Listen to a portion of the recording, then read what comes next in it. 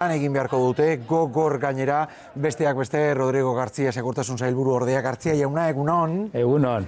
Bueno, neurri batean pentsatzen dut, ikusminez bizi duzula ordu honetan eskaintzen ari garen zuzeneko seinale hori, ez dakit goiz xamar ez ote diren asko hasi ospakizunetan? Bai, agian goizegi.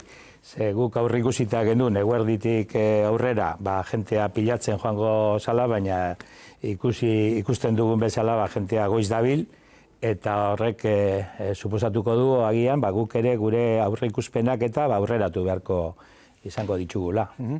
Dispositibo horren inguruko xehetasun batzuk ezagutu ditugu, oso datu garrantzitsuak dauzkana, 1.200 agente besteak beste. Halako dispositiborik ikusi da sekula?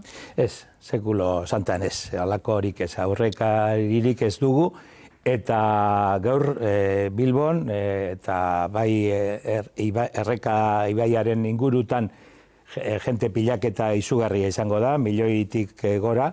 Sekulo ez dugu ezagutu, eta beraz, guretzat erronka handi bada, eta baita ere erabaki dugu labia martxan indarrean jartzea eguerditik aurrera dispositibo horri aurre egiteko.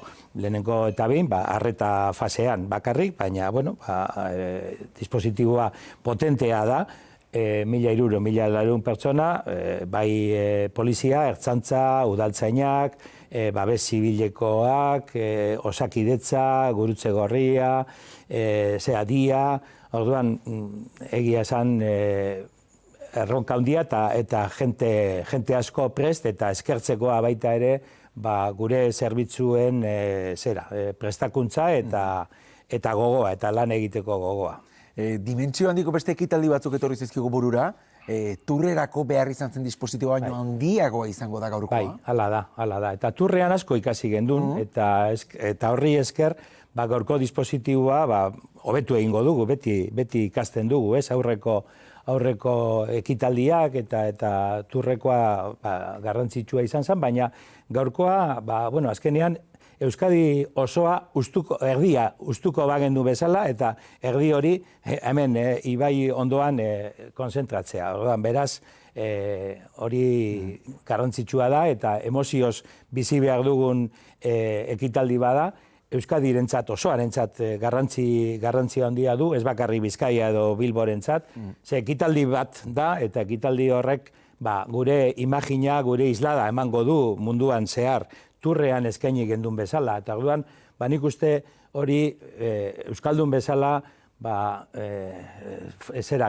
azkenean ekipoak, futbol ekipoak batzen gaitxu, eta baina baita ere lurraldez alegoak igual beriztu. Baina nik uste dut bai Gipuzkoan eta bai Araban eta bai Nafarroan ere, hemen Bilbon ezagutuko duguna, pozez hartzeko gauza bat izan beharko litzatekela. Ibilbidea berere luzea da, Gartzia jauna, zenbat puntu kritiko dauzkazu identifikatuta? Bai, puntu kritikoak dira 57, gero beste 28 kontingentzia eremu dauzkagu.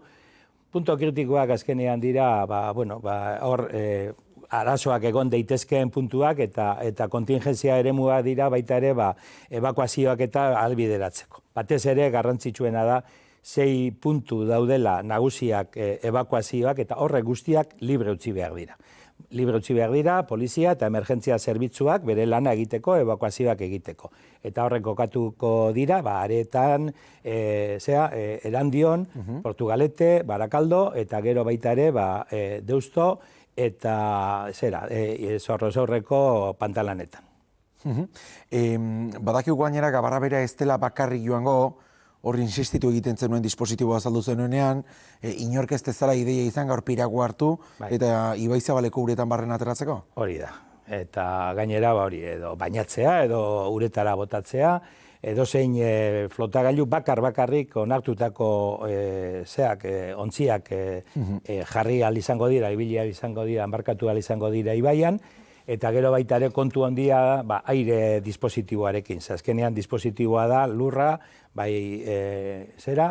ibaia eta airea. Baita ere hor batez ere dronen arazoa egon alda, eta milioi bat baino gehiago dagoen leku batean troi bat egaztatzea arriskutsua izan daiteke, eta hor isunak ere jarri aldira, egia esan, ez dugu egiten isuna jartzearren edo dirua jasotzearren, baina segurtasuna bermatu behar dalako. Eta droien hegaldiak 225.000 euro arteko isuna ekar lezake, eta baita ere bainatzea edo errekara burua botatzea 60.000 eurotakoa izan daiteke, beraz, eta hori da estatuko portuen legea. Baino garesti xamarra, zergatik atera drona gainera, Euskal Telebistak helikoptero seinaleare emango baldin badu. Ondoren ze gertatuko da? Ze egia da, askok ere aprobetxatuko dutela garko aukera, akaso konbo eskatu dutelako, gaurko egunaz biharko ere jai eskatuko zutelako, gauean luzatzeko. Dispositiboa batez ere, pentsatzen dugu niri kritikoenak gabarra uretan dago bitartean, eta jokalariak irian barrena doazinean izango dela, baina ondoren ere arreta mantenduko da? Bai, noski. Amarrak arte da momenturik kritikoena, baina gero beti ere, edozein ikuskizun dagoenean bezala, jaia luzatu egingo da, eta suposatzen dut gauean ere zera egongo dela. Jai giro ona, baina bai dei bat egin behar da, jentea zentzuz jokatzeko, eta ereduak, gainea portaera inzibikoak ekidinen behar dira edozein kasutan. Ze izango da komplikatuagoa, etorrera edo itzulera? Ze ikusi dugu etorrera goizeko 7:00 muilu nahiko mailakatuan izaten ari dela, ondoren guztiak aldi berean baldin badoaz etxera? Bai, buelta pilatu egingo da, batez ere garraioan, hori esaten dugu, behin eta berriz, ondo planifikatzeko, denbora sartu, garraioa, ze garraio hartu behar da, lekua ere aukeratu, ebakuazio lekuak eta ikusi, ze emergentzia egoera batetan ez da sobre la marcha erabaki bat hartu behar, baizik eta aurrez pentsatuta izan behar da. Kontutan hartu norberaren karguan dauden umeak edo mugikortasun arazoak dauzkatenak, eta hori guzti hori...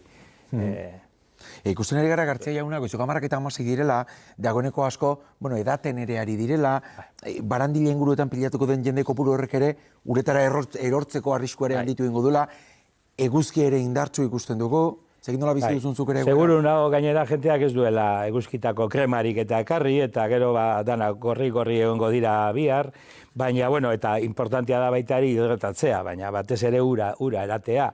Besteko edadi batzuk ere hartuko dira, baina hor kontu hauki behar da, hori portaera inzibikoak jaia gozatzera etorri behar da jentea, eta jaiaz gozatzeko gustora egon, eta lasai hartu, eta disfrutatu. Gainera, duela, 40 urte gabarra atera zenean, apenas izan zelako gainera intzidentziarik, ez da? Hori da. Alderak eta hori egitea interesantea izan. Baina gizarte aldatu egiten da, eta orduan lehen egiten ziren gauzak edo beste modu batetan hartzen ziren gauzak. Eta gaur egun, bagian, joera dago, holako portaera inozoak egitearena, horrekin kontu oki beharko da. Helburu hori jauna, aktualitateari lotuta, aste honetan gertatutako gertaera baten ari ere galdetu nahi dizut, ia atletikeko jokalarien aurka zabaldutako isun espediente horien ze puntutan dauden, hainbat medio kaleratu dutelako, atzera buelta bat egon ote daiteken, hori badakigu lekez berez ez dela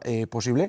Ze puntuten dago, zergatik zabaldu zaiela jokalari hauei espediente hori? Zabaldu zaie, konzentrazio bat egin zutelako, komunikatu gabe. Ez da baimendu beharra, baina komunikatzea. Eta nola komunikatu etzan, edozein herritarri egiten zaion bezala, honei ere, ertzantzak, isun proposamena egiten du, isun proposamena.